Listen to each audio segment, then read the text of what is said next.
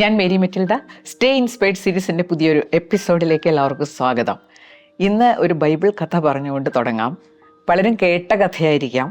Babel ഗോപുരത്തിൻ്റെ കഥയാണ്. പ്രളയത്തിന് ശേഷം ആളുകൾ ഒരു കമ്മ്യൂണിറ്റി ആയിട്ട് ഷീനാർ എന്ന പ്രദേശത്ത് താമസിക്കാൻ തുടങ്ങി. ഒറ്റ കമ്മ്യൂണിറ്റി, ഒരേ ഭാഷ സംസാരിക്കുന്നവർ. അപ്പോൾ അവരെല്ലാവരും കൂടി യോജിച്ച് പല കാര്യങ്ങളും ചെയ്യാൻ തുടങ്ങി. ആ പ്രദേശത്തെ വലിയൊരു സിറ്റി ആക്കണമെന്ന് അവർ ആഗ്രഹിച്ചു. അതിനുള്ള പ്രവർത്തനങ്ങളൊക്കെ തുടങ്ങി. അതിനിടയിൽ അവർ പതുക്കെ ദൈവത്തെ മറന്നു തുടങ്ങി. അവർ അഹങ്കാരികളായിട്ട് മാറി. കാരണം അവരാഗ്രഹിക്കുന്ന രീതിയിൽ കാര്യങ്ങളെല്ലാം ഇങ്ങനെ നടക്കുകയാണ്. അവസാനം അവർക്കൊരു വലിയ മോഹം ഉദിച്ചു. സ്വർഗത്തെ വെല്ലുവിളിക്കുന്ന തരത്തിൽ വലിയ ഉയരമുള്ള ഒരു ഗോപുരം പണിയണം. അപ്പോൾ ദൈവത്തിന് അതിലൊരുപാട് ദുഃഖം തോന്നി. ഈ പോക്ക് അപകടമാണെന്ന് ദൈവം തിരിച്ചറിഞ്ഞു. ബാബേൽ ഗോപുരത്തെ നശിപ്പിക്കാൻ ദൈവം തീരുമാനിച്ചു. അത് വളരെ സിമ്പിളായിട്ട് ദൈവം നടപ്പാക്കുകയും ചെയ്തു. ദൈവം കണ്ടെത്തിയ മാർഗം ഇതായിരുന്നു. അവർ ഒരേ ഭാഷ സംസാരിക്കുന്നവരായിരുന്നു. എല്ലാവരും ഒരേ ഭാഷ സംസാരിച്ചിരുന്നത് കൊണ്ട് സുഗമമായി കാര്യങ്ങൾ മുന്നോട്ട് പോയിക്കൊണ്ടിരുന്നു. ദൈവം എന്ത് ചെയ്തെന്നറിയാമോ? ഈ ഗോപുരം ഇങ്ങനെ പൊങ്ങി വരുന്നതിനിടയിൽ എല്ലാവരും പല പല ഭാഷകൾ സംസാരിക്കാൻ തുടങ്ങി. ഒരാൾ പറയുന്നത് വേറൊരാൾക്ക് മനസ്സിലാകാതെ വരുന്ന സ്ഥിതി വന്നു. ആർക്കും അങ്ങോട്ടും ഇങ്ങോട്ടും ഒരു കാര്യവും മനസ്സിലാകാത്ത സ്ഥിതി. ഒരാളോട് എണ്ണ കൊണ്ടുവരാൻ പറഞ്ഞാൽ അയാൾ വെള്ളം കൊണ്ടുവരും. ഇഷ്ടിക കൊണ്ടുവരാൻ പറഞ്ഞാൽ ചരല് കൊണ്ടുവരും. പരസ്പരം കാര്യങ്ങൾ പറയുന്നത് മനസ്സിലാകാതെ വന്നപ്പോൾ അവർക്ക് ദേഷ്യവും വരാൻ തുടങ്ങി. അങ്ങനെ തമ്മിലടി തുടങ്ങി. എല്ലാവരും ഛിന്ന ഭിന്നമായി പല പല സ്ഥലത്തേക്ക് പോയി. അങ്ങനെ ബാബേൽ ഗോപുരത്തിൻ്റെ നാശമായി. ഈ കഥ എന്തിനാണെന്നോ ഇപ്പോൾ പറഞ്ഞത്? സത്യത്തിൽ നമ്മുടെ ജീവിതത്തിലും ഇപ്പോൾ ഇതാണ് സംഭവിച്ചുകൊണ്ടിരിക്കുന്നതല്ലേ. നമ്മൾ പരസ്പരം മനസ്സിലാക്കുന്നില്ല. ശരിക്കും പറഞ്ഞാൽ കമ്മ്യൂണിക്കേഷൻ എക്സ്പ്ലോഷൻ നടക്കുന്ന ഒരു കാലഘട്ടമാണത്. എന്നാലും നമുക്ക് പരസ്പരം പലപ്പോഴും മനസ്സിലാകാറില്ല. അത് ജീവിതത്തിൽ ഒരുപാട് പ്രശ്നങ്ങൾ ഉണ്ടാക്കിക്കൊണ്ടിരിക്കുന്നു. എന്നാൽ ഇത് പലപ്പോഴും നമ്മൾ ഗൗരവത്തിൽ എടുക്കാറുമില്ല. അതിനൊരു കാരണമുണ്ട്. നമ്മളൊക്കെ ജനിക്കുമ്പോഴേ തുടങ്ങിയ ഒന്നാണല്ലോ ഈ കമ്മ്യൂണിക്കേഷൻ. അതുകൊണ്ട് എനിക്കിത് കൃത്യമായിട്ട് അറിയാം എന്ന രീതിയിലാണ് നമ്മൾ ഇതിനെ കൈകാര്യം ചെയ്യാറ്. നമ്മുടെ ഏറ്റവും വലിയ ഒരു സൂപ്പറായിട്ടുള്ളൊരു സ്കില്ലാണ് ഈ കമ്മ്യൂണിക്കേഷൻ. നമ്മുടെ ജീവിത വിജയ പരാജയങ്ങളുടെ അടിസ്ഥാനമാണ് കമ്മ്യൂണിക്കേഷൻ. കാരണം നമ്മൾ ഉണർന്നിരിക്കുന്നതിൻ്റെ മിക്കവാറും സമയം ചെയ്യുന്നൊരു ആക്ടിവിറ്റിയാണിത്. സാധാരണ 4 മാർഗങ്ങളിലൂടെയാണ് നമ്മൾ കമ്മ്യൂണിക്കേറ്റ് ചെയ്യാറ്. Speaking, listening, reading, writing. ബാക്കി ഹൈടെക് കാര്യങ്ങളൊക്കെ അങ്ങ് മാറ്റി നിർത്തിയാൽ സാധാരണഗതിയിൽ നമ്മൾ ഉപയോഗിക്കുന്ന 4 മാർഗങ്ങൾ ഇതാണ്. അപ്പോൾ ഈ 4 കാര്യങ്ങളിൽ ഏറ്റവും കൂടുതൽ നമ്മൾ ഉപയോഗിക്കുന്ന 2 ആക്ടിവിറ്റിയാണ് സ്പീക്കിംഗ് ആൻഡ് ലിസണിങ്. അതിൽ ലിസണിങ്ങിനാണ് നമ്മൾ കൂടുതൽ സമയം ചെലവഴിക്കുന്നത്. ശരിക്കും പറഞ്ഞു കഴിഞ്ഞാൽ നമ്മുടെ ജീവിതത്തിലെ വലിയ വെല്ലുവിളികളിൽ ഒന്നാണ് നമ്മുടെ ആശയം കൃത്യമായി നമ്മൾ ഉദ്ദേശിക്കുന്ന രീതിയിൽ, ആഗ്രഹിക്കുന്ന രീതിയിൽ മറ്റേ ആളിലേക്ക് എത്തിക്കുക. ഏറ്റവും ഫലപ്രദമായിട്ട് നമുക്ക് എങ്ങനെ സംസാരിക്കാം, നമ്മുടെ ആശയം ഫലപ്രദമായി മറ്റുള്ളവരിലേക്ക് എത്തിക്കുക എന്നുള്ളത് വലിയൊരു ലീഡർഷിപ്പ് സ്കില്ലാണ്. അത് നമ്മുടെ സ്വകാര്യ ജീവിതത്തെയും സാമൂഹ്യ ജീവിതത്തെയും ഒരുപാട് സഹായിക്കുന്ന ഒന്നാണ്. ഇന്ന് നമ്മൾ ഫോക്കസ് ചെയ്യാൻ പോണത് മറ്റുള്ളവരോട് സംസാരിക്കുമ്പോൾ അത് ഏറ്റവും ഫലപ്രദമാക്കാൻ എന്തൊക്കെ കാര്യങ്ങളാണ് നമ്മൾ ശ്രദ്ധിക്കേണ്ടത്. ഒന്നാമത്തെ കാര്യം, ആശയം മറ്റുള്ളവരിലേക്ക് എത്തിക്കാൻ നമ്മൾ സംസാരിക്കുമ്പോൾ നമുക്കൊരു സെൻഡറുടെ റോളാണ് സന്ദേശം അയക്കുന്ന ആളുടെ റോള്. സന്ദേശം നമുക്കറിയാം, മെസ്സേജ് നമുക്കറിയാം, അത് എന്തും ആകാം, കുശലപ്രശ്നം തൊട്ട് എന്ത് കാര്യവും ആകാം. ഇത് നമുക്കറിയാം, മറ്റേയാൾക്ക് അറിയില്ല. മറ്റേയാളിലേക്ക് നമ്മൾ ഉദ്ദേശിക്കുന്ന രീതിയിൽ, ആഗ്രഹിക്കുന്ന രീതിയിൽ കൃത്യമായിട്ട് എത്തുമ്പോഴാണ് നമ്മുടെ കമ്മ്യൂണിക്കേഷൻ ഫലപ്രദമാകുന്നത്. അപ്പോൾ അവിടെ ഇതിൻ്റെ കേന്ദ്ര ബിന്ദു എന്ന് പറയുന്നത് സന്ദേശം സ്വീകരിക്കുന്ന ആളാണ്. അയാളിലേക്ക് ഇത് എത്തിയാലേ ഇതുകൊണ്ട് ഫലം ഉണ്ടാവുകയുള്ളൂ. പലപ്പോഴും എന്താ പറ്റുന്നതെന്നോ, നമ്മളൊക്കെ ഒരുപാട് സെൽഫ് ഫോക്കസിങ് ഉള്ളവരാണ്. എൻ്റെ സംസാരം ഏറ്റവും അധികം ആകർഷകമാക്കണം, ആശയവിനിമയം ഇമ്പ്രൂവ് ചെയ്യാൻ ശ്രമിക്കുമ്പോൾ നമ്മളെങ്ങനെ സംസാരിക്കണം എന്ന കാര്യത്തിലായിരിക്കും നമ്മൾ കൂടുതൽ ഫോക്കസ് ചെയ്യുന്നത്. അപ്പോൾ റിസീവറെ പലപ്പോഴും മറന്നുപോകും. മോഡേൺ ഇംഗ്ലീഷ് ഡിക്ഷണറി ആദ്യമായിട്ട് കമ്പൈൽ ചെയ്ത ആളാണ് സാമുവൽ ജോൺസൺ. അദ്ദേഹം ഇംഗ്ലീഷ് ഡിക്ഷണറി കമ്പൈൽ ചെയ്ത ആളായതുകൊണ്ട് തന്നെ സംസാരിക്കുമ്പോൾ ഉപയോഗിക്കുന്ന വാക്കുകൾ എന്ന് പറഞ്ഞാൽ പലതും മറ്റുള്ളവർക്ക് മനസ്സിലാവില്ല. അദ്ദേഹത്തിന് ചിന്ത ഉണ്ടായിരുന്നു എന്ന് തോന്നുന്നു. സംസാരിക്കുമ്പോൾ ഞാൻ നിസ്സാരക്കാരനൊന്നുമല്ല, ഞാൻ ഇംഗ്ലീഷ് ഡിക്ഷണറി കമ്പൈൽ ചെയ്ത ആളാണ്. അതുകൊണ്ട് അദ്ദേഹത്തിന് ടിപ്പിക്കലായിട്ടുള്ള ചില സ്റ്റൈലുണ്ടായിരുന്നു. ഒരിക്കൽ അദ്ദേഹം ഒരു മീറ്റിങ്ങിന് പോയി. ലഞ്ച് ബ്രേക്കിന് ശേഷം കുറച്ച് മൂക്കിപ്പൊടി വലിക്കുന്നൊരു സ്വഭാവം അദ്ദേഹത്തിനുണ്ടായിരുന്നു. അപ്പോൾ തൊട്ടടുത്തിരിക്കുന്ന ആളോട് മൂക്കിപ്പൊടി വലിച്ചോട്ടെ എന്ന് ചോദിച്ചു. അദ്ദേഹം ഇങ്ങനെയാണ് ചോദിച്ചത്: could you kindly allow me to dip my dictatorial extremities into the odious cavity and extract some pulverized atoms of tobacco. ഈ കേട്ടിരിക്കുന്ന ആൾക്ക് ഏതെങ്കിലും തരത്തിൽ മനസ്സിലാകുമോ അദ്ദേഹം ചോദിച്ചത് മൂക്കിപ്പൊടി വലിച്ചോട്ടെ എന്നാണെന്നുള്ളത്? ഡിജിറ്റോറിയൽ എക്സ്ട്രീമിറ്റീസ് എന്ന് പറഞ്ഞാൽ വിരലിൻ്റെ അറ്റമാണ്. ഓഡിയസ് ക്യാവിറ്റി എന്ന് പറഞ്ഞാൽ നാസാരന്ധ്രം എന്നൊക്കെ മലയാളത്തിൽ പറയില്ലേ? ഇങ്ങനെയുള്ള കഠിന പ്രയോഗങ്ങൾ അദ്ദേഹത്തിൻ്റെ സംഭാഷണത്തിൽ ഉണ്ടായിരുന്നു എന്നാണ് പറയപ്പെടുന്നത്. അവിടെ എന്താ സംഭവിക്കുന്നതെന്ന് വെച്ചാൽ ഈ റിസീവറിലേക്ക് മെസ്സേജ് എത്തുന്നില്ല. നമ്മുടെ ജീവിതം സുഗമമാക്കാനും സന്തോഷപ്രദമാക്കാനും ഫലപ്രദമാക്കാനും ഒക്കെയല്ലേ നമ്മൾ കമ്മ്യൂണിക്കേറ്റ് ചെയ്യുന്നത്. അപ്പോൾ അത് നടക്കണമെങ്കിൽ ഒരു കാര്യം ഓർക്കണം, നമ്മുടെ മെസ്സേജ് എന്തായാലും റിസീവറിലേക്ക് എത്തണം. സന്ദേശം കൊടുക്കുന്ന ആളും സ്വീകരിക്കുന്ന ആളും വളരെ വ്യത്യസ്തരാണ്. റിസീവറെ കേന്ദ്രബിന്ദുവാക്കി മനസ്സിൽ കണ്ടുകൊണ്ട് വേണം കമ്മ്യൂണിക്കേറ്റ് ചെയ്യാൻ. രണ്ടാമത്തെ കാര്യം, ഞാൻ എൻ്റെ ആശയം വേറൊരാൾക്ക് കൊടുക്കുമ്പോൾ ആശയം എനിക്കറിയാം, അയാൾക്ക് അറിയില്ല. അപ്പോൾ എൻ്റെ ആശയം ഞാൻ എങ്ങനെ കൊടുക്കണമെന്നൊക്കെ തീരുമാനിച്ച് അതിനെ ഒന്ന് പരുവപ്പെടുത്തി അയാളിലേക്ക് കൊടുക്കുന്നു. അതിനെ എൻകോഡിങ് എന്ന് പറയാം. അയാളതിനെ അയാളുടെ രീതിയിൽ പരുവപ്പെടുത്തി സ്വീകരിക്കുന്നു. അതിന് ഡീകോഡിംഗ് എന്ന് പറയാം.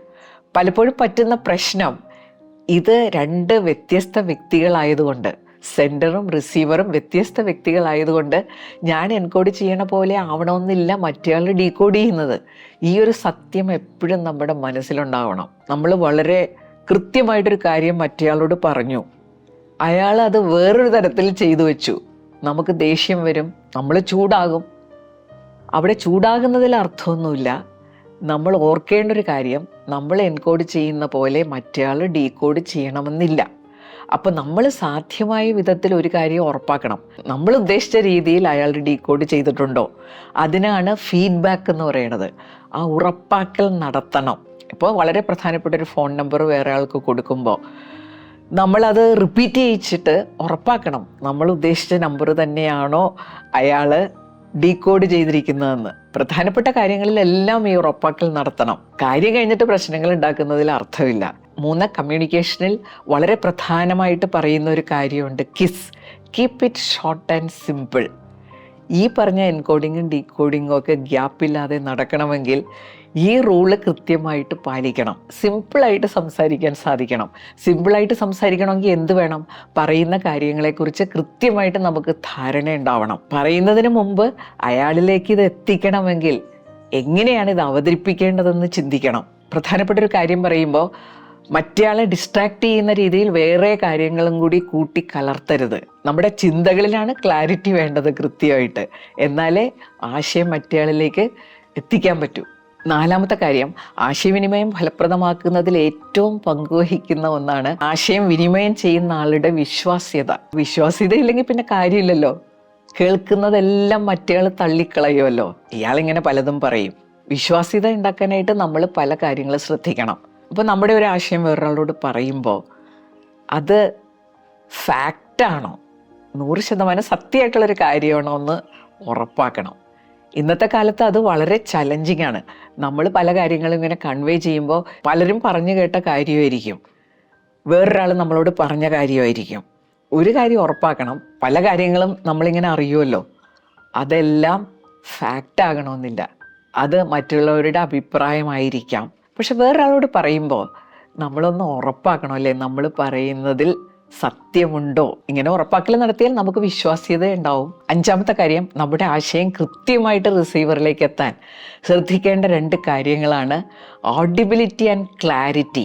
ചിലർ സംസാരിക്കുമ്പോൾ അങ്ങനെയല്ലേ, ചുണ്ടിങ്ങനെ അനങ്ങും, നമുക്ക് എന്താ പറയുന്നതെന്ന് കേൾക്കാനേ പറ്റില്ല. അപ്പോൾ റിസീവർക്ക് കേൾക്കാവുന്ന ശബ്ദത്തിൽ സംസാരിക്കണം. അതുമാത്രമല്ല, നമ്മുടെ ഉച്ചാരണം വളരെ വ്യക്തമായിരിക്കണം. അപ്പോൾ ആശയങ്ങൾ വ്യക്തമായിരിക്കണം, അതോടൊപ്പം തന്നെ നമ്മുടെ ഉച്ചാരണം വളരെ വ്യക്തമായിരിക്കണം.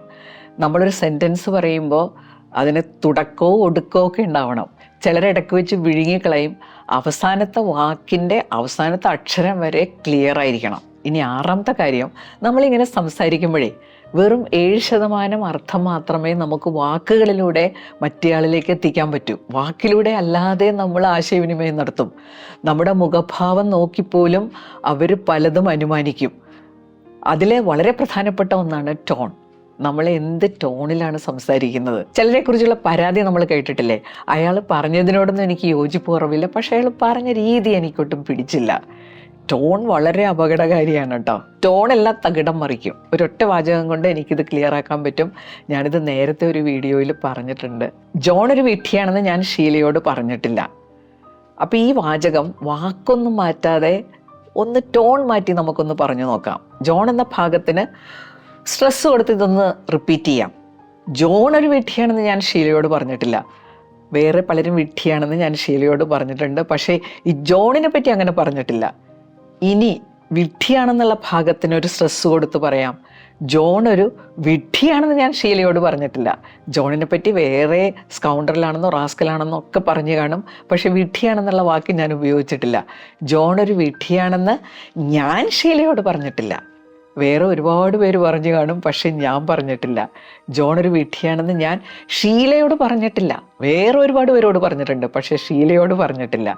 ജോൺ ഒരു വിഡ്ഢിയാണെന്ന് ഞാൻ ഷീലയോട് പറഞ്ഞിട്ടില്ല. ഇനിയും പറയുമായിരിക്കും, എഴുതിയിട്ടുണ്ടാവാം. ഇതുവരെ എൻ്റെ നാക്കുകൊണ്ട് പറഞ്ഞിട്ടില്ല.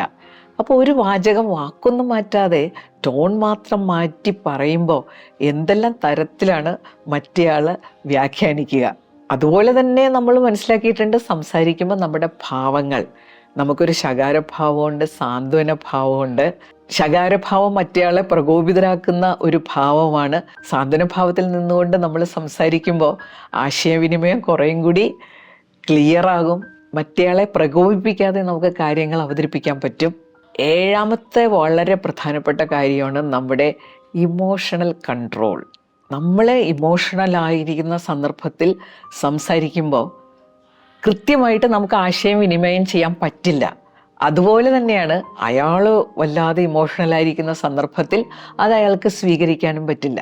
അപ്പോൾ രണ്ടുപേരും നോർമലായിട്ടുള്ള ഒരു സ്റ്റേജിലാണ് കാര്യങ്ങൾ സംസാരിക്കേണ്ടത്. ഇനി എട്ടാമത്തെ കാര്യം ഇതുവരെ പറഞ്ഞ കാര്യങ്ങളെക്കാളിലൊക്കെ വളരെ പ്രധാനപ്പെട്ടതാണ്. Action speaks louder than voice.